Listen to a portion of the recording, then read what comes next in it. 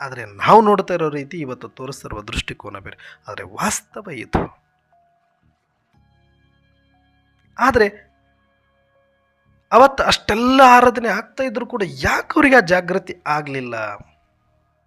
ಅದಕ್ಕೆ ಅವ್ರು ಹೇಳ್ತಾರೆ ಬಸವಣ್ಣನವರು, ನಂಬರು ನೆಚ್ಚರು ಬರಿದೇ ಕರೆವರು, ನಂಬಲರಿಯರಿ ಲೋಕದ ಮನುಜರು. ನಂಬರು ನೆಚ್ಚರು ಬರಿದೇ ಕರೆವರು, ನಂಬಲರಿಯರಿ ಲೋಕದ ಮನುಜರು. ನಂಬಿ ಕರೆದಡೆ ಓ ಎನ್ನನೆ ಶಿವನು, ನಂಬಿ ಕರೆದಡೆ ಓ ಎನ್ನನೆ ಶಿವನು, ನಂಬದೆ ನಚ್ಚದೆ ಬರಿದೇ ಕರೆವರ, ಕೊಂಬ ಮೆಟ್ಟಿ ಕೂಗೆಂದ ಕೂಡಲ ಸಂಗಮ ದೇವ.